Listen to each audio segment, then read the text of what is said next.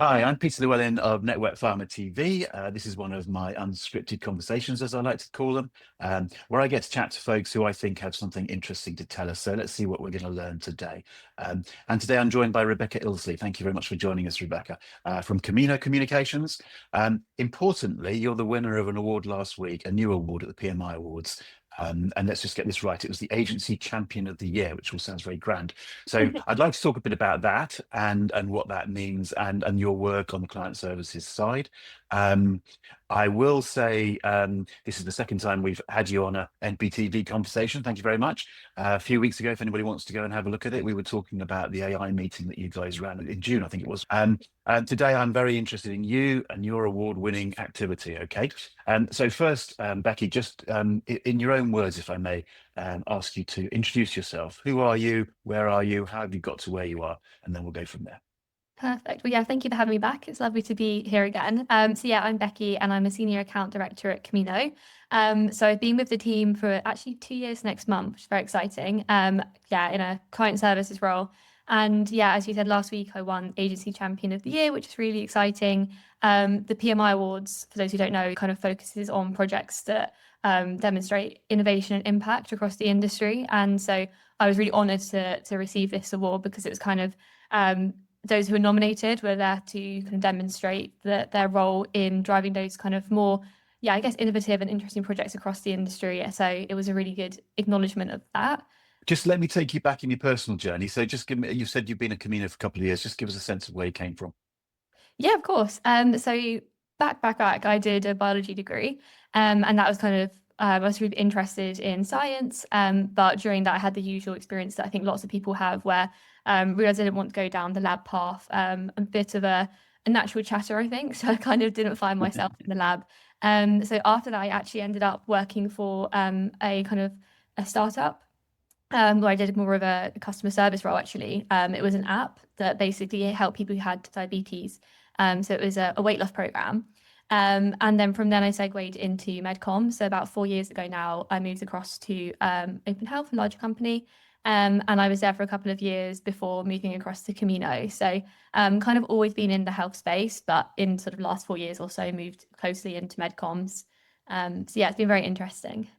Excellent, excellent. Okay, there's just I just think it helps to have a bit of a sense of who you are. And also, and the awards, I'd like to talk a little bit more about that. And maybe we should say the PM Society, the PMI Awards, as they're now called, which was last week. We should probably just make the point that it was formerly the PM Society Digital Awards, Yeah. which have been running for about 15 years or so. So they are established awards. They've just been rebranded this year. In fact, I'll put another little plug in for an MPTV conversation because I had Dom Marchant on the Oh, yeah. on the interview a few weeks ago. So if anyone's interested in hearing a bit more about it from the PM Society point of view, go and watch that discussion with Dominic Marchant.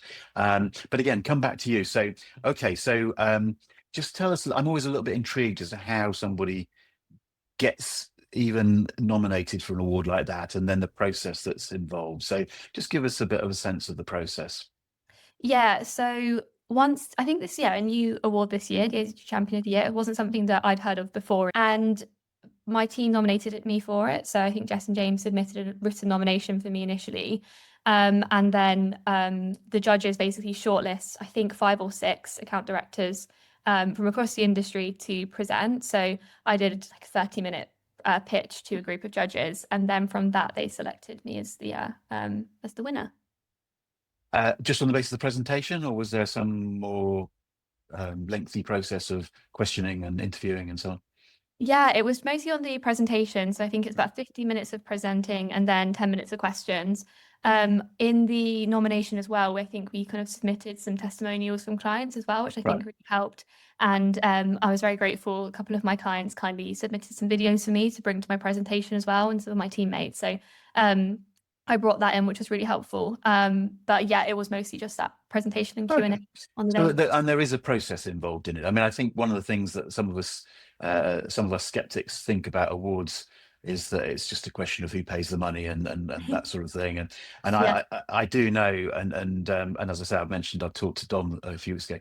You know, there's quite a process involved with the PM Society Awards, and I think that's all to its credit. But I guess you didn't know until you got there on the night, did you? No, and I was so nervous actually. I didn't expect as nervous as I was, but yeah, I was sat there just like can barely eat. So it was quite late towards the end of the night as well. So I was definitely, yeah, getting a bit anxious. Oh, And well, leaving now. that's a Yeah. shame, because part of the fun of those events is the Yeah, presumably a very nice dinner and all the rest of it. Yeah, great food. But yeah, we were quite lucky. We won a couple of golds before I went up, so I'd had a bit of practice going up, and I felt a lot calmer then. But Oh, yeah, I see. Oh, okay. And again, let's credit where credit's due. Camino Communications, which is where you're working, and as an agency, you did quite well on the night, didn't you? yeah, we were the most awarded agency of the night, which Yeah, is obviously yeah, something yeah. we're super proud of. And I think we're equally proud of the fact that Jazz Pharmaceuticals were the most awarded pharma company, who we like did a lot of our projects with. So Right. that was a really nice recognition of our relationship. Right, excellent. Okay, well, that's a little bit of a plug for the bosses out of the way. So the idea, as I understand it, with the award is that they're looking for, and it was specifically about client services, a guest director type experience level Yeah, people, um, doing things that were innovative, impactful. They presumably looked at the way you work with clients, those sorts of relationships, and I guess the way you manage projects internally, and so on and so forth. But it was all yeah, about innovation and impact, and it was about awarding an individual on the client services side. So I guess that just leads to some obvious questions, and I'll just run with you on this one. I'm just interested to see what you'll say.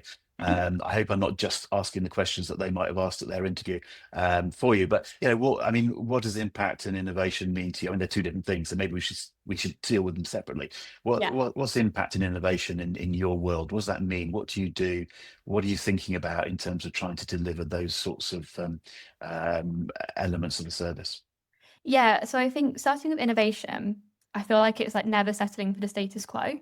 We have, I guess, the materials or deliverables that you need to create for companies to kind of business as usual.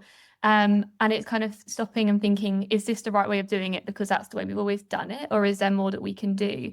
And also thinking about always looking for what's next. I think something that I love about working at Camino is the fact that we're always kind of keeping an eye on what's next in terms of tech, in terms of like staying at the forefront, but also making that tailored to our clients. So not just thinking, I'll do this for all of my clients because it worked for one. It's thinking about what's going to work for this client, for this project, for this, country, like really, really tailoring that. And I think that kind of is how I see innovation. And I think impact is kind of the way that you make the innovation work. So something that I personally am very like focused on is it's so good having these amazing shiny ideas that are really cool and people see it at Congress and they think, oh, that's really interesting. But if it doesn't work and if you don't have like metrics to back it up, and if it's not something that has long-term value or ROI, then I think it kind of takes away the purpose of doing it. So for something like our AI avatar, Eva, it was a super innovative idea. It was a whole new way of interacting with HCPs. But the metrics that we got from her use at a Congress, I can talk a bit more about what that was, but showed that it was really engaging. HCPs learned from it. So for our clients, they can actually see real world impact of it and, the impact on clinical practice, which I think makes it, gives it purpose, but also means that you have reason to do it again. So yeah, there's no point having these brilliant ideas if you actually can't execute them in a way that doesn't cost loads of money, is really, really painful, and then you never do it again. You want to be able to think about how you can iterate it and keep improving it as well. So I'm going to I'm laughing at myself as I'm asking this question, but take it in the spirit with in which it's meant. And as a bloke that's been around quite a long time, I came up through the client services side, yeah. So being a bit skeptical, cynical, whatever the right word is, I remember I could talk about stories when I was with a pharmaceutical client who wanted an innovative project. And so we spend lots of time coming up with new innovative ideas. And then you go back to the client and they go, oh, it's all a bit too exciting and it's a bit too, we can't go there. And so let's just do what we did last year, sort of thing. Yeah, I'm being slightly flippant about it, but everyone talks about innovation. But also in the same sentence, people tend to go, the pharmaceutical industry isn't terribly innovative and they're quite cautious. yeah. So just give us from where you say, your view on that. Am I being overly cynical about that? Is it better these days than it used to be? And does innovation equal tech? I suppose that's also an obvious question, Yeah. because I guess I would say it shouldn't but just talk a bit more around that. And how do the pharma clients react to this stuff? Do they really want what they're asking for? Yeah, no, I completely see that. And I think for us, the way to kind of achieve that has been starting small and then iterating. It's a phrase that we always say at Camino, but so you need to demonstrate that it works. So yeah, just kind of thinking of this, $1 million idea that's massive and it's going to take months and months, you're just never going to get anywhere. So we've really found value in starting with something, testing it, making sure it actually works, rolling it out, getting feedback from HCPs, from MSLs, from CAMs, and then continuing with it and building it out. So I think as long as you are happy to kind of be comfortable with things maybe not working, but you are monitoring it regularly enough that you can easily track those changes that you need to make, it does tend to work.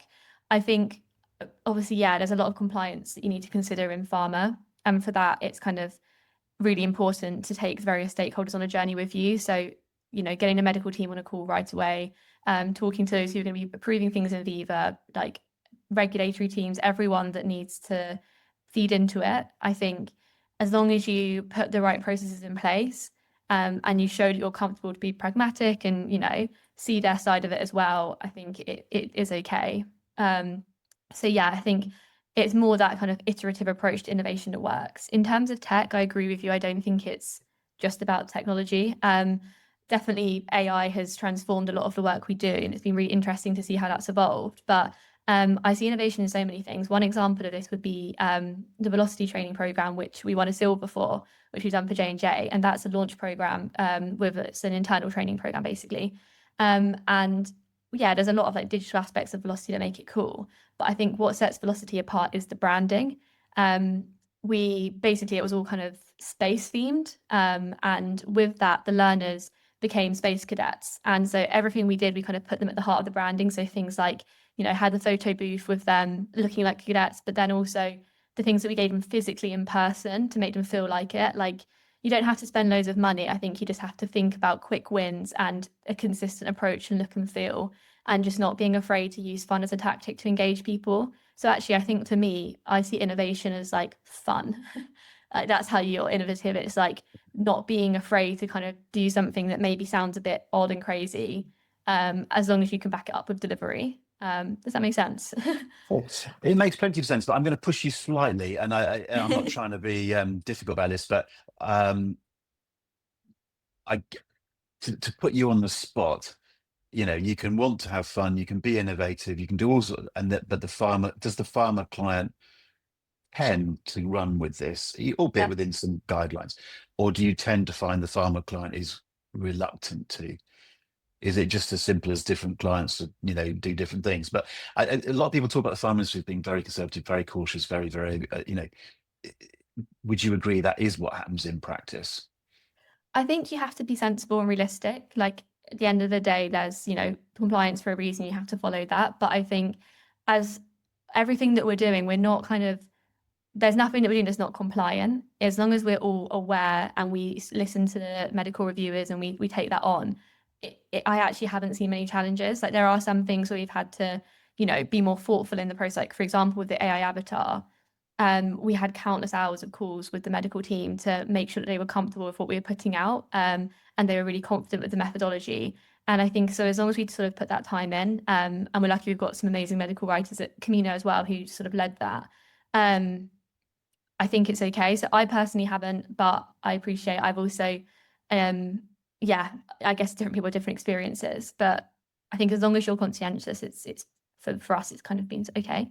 Okay. And I know you guys have specialized a bit, or certainly talked quite publicly about how you specialize in AI and so on. You ran the conference a few weeks ago. You've mentioned Eva, is it? Eva, the avatar. Yeah. Can we talk a bit about that? What does that mean in practice? What are the practicalities of that project, or what are people seeing? What have you done there?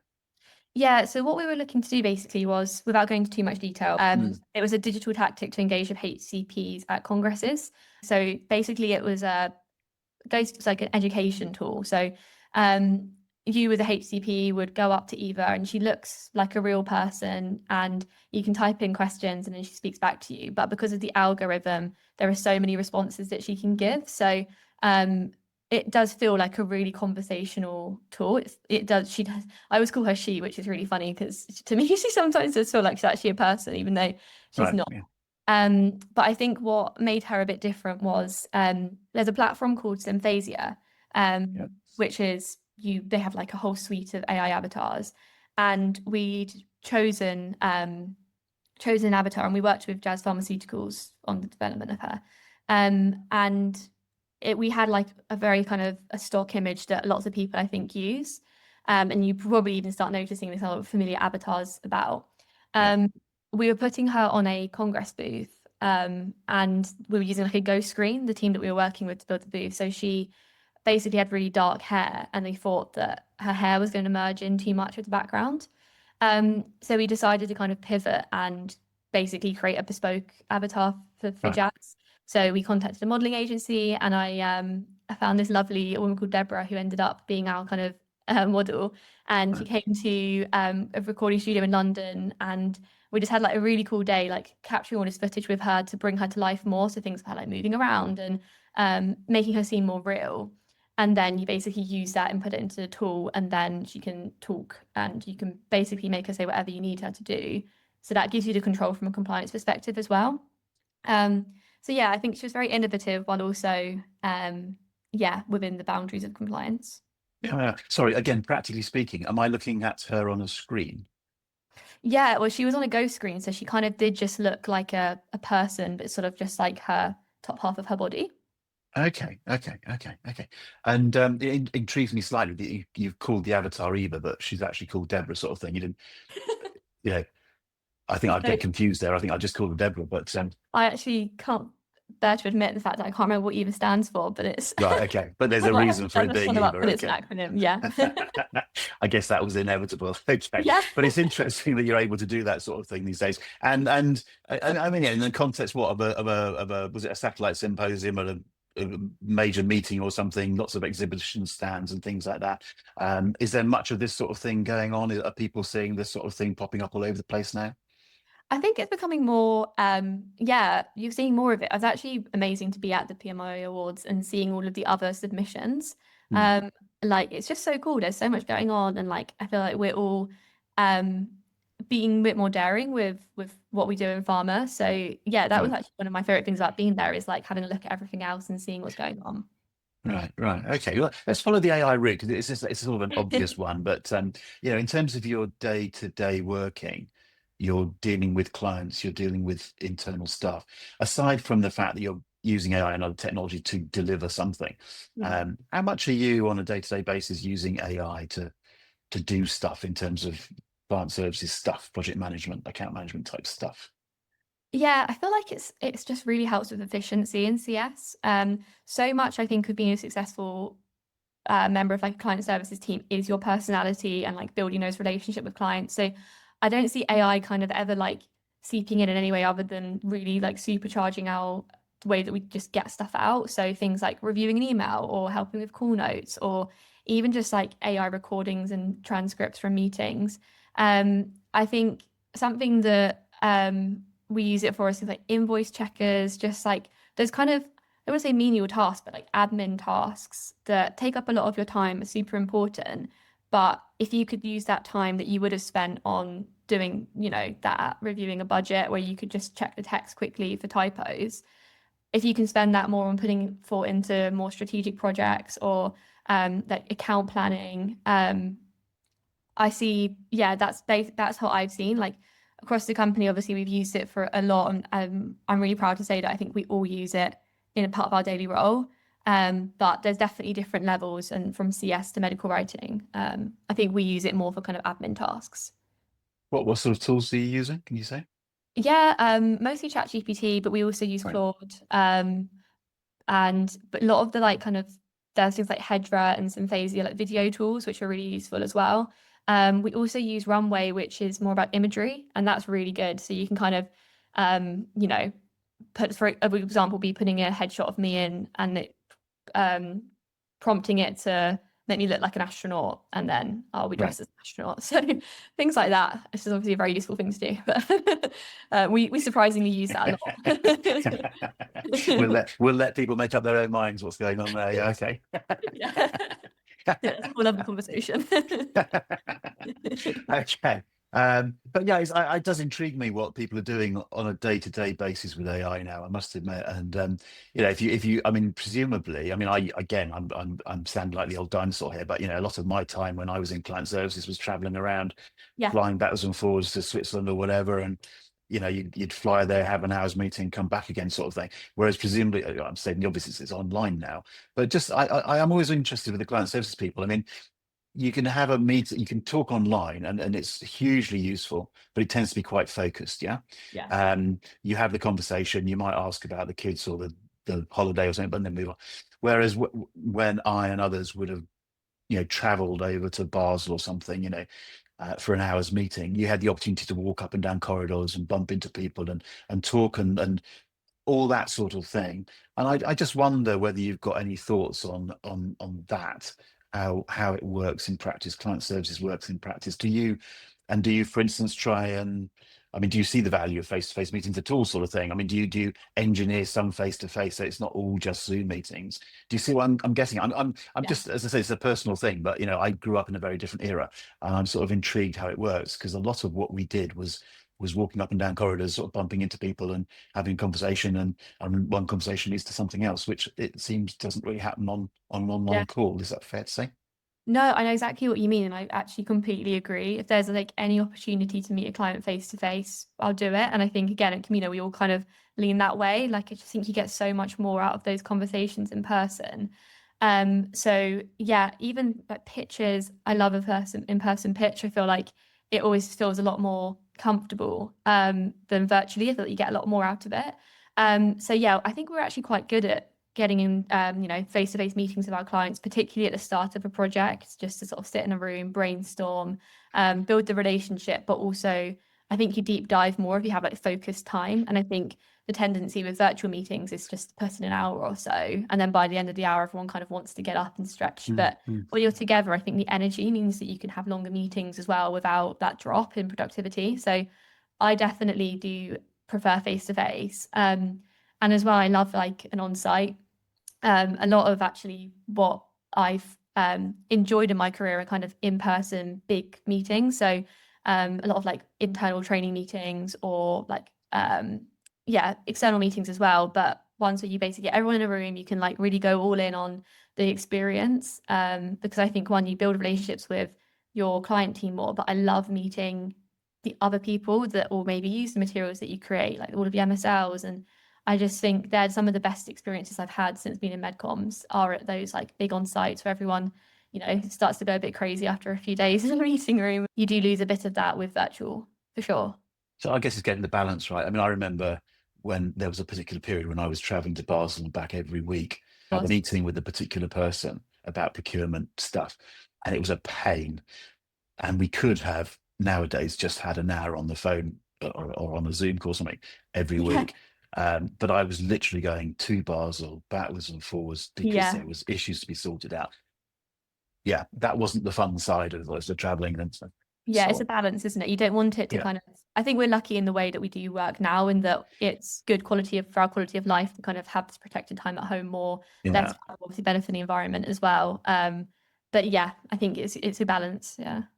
Just before, because we will run out of time, we always do, but I didn't want to lose I guess one of my soapboxes is measuring impact, and why are we doing this, and in medcoms, which is where I've grown up, you know, why don't we spend more time worrying about, you know, the meaning of what we're doing? So, you know, again, to come back to the awards, which was innovation and impact, we've sort of gone down the innovation, technology, whatever. Let's go back to impact, which you started talking about a little bit early on. Just talk to me a little bit more. Give me a sense of what people are doing now, how important measuring impact is, whether it really happens in practice, whether, again, with impact and metrics and things, I always think there's always a dangerous area, because people go, yes, we want to know whether it had an impact, but we only want to know if it had an impact and if it was big numbers. Yeah. And actually, you know, you go, well, these are the numbers, and they go, oh, that wasn't very good then. Yeah. there's a grey area and a difficult area where people want the numbers but actually don't want the numbers, and I just wonder again how that works in practice, and if you've got an example or two of how you're Mm. proving the value of something you're doing. No, and I think it's exactly that. There's no point tracking these things if you don't do anything about it, and if it makes you uncomfortable when maybe the metrics don't come back in the way that you want them to.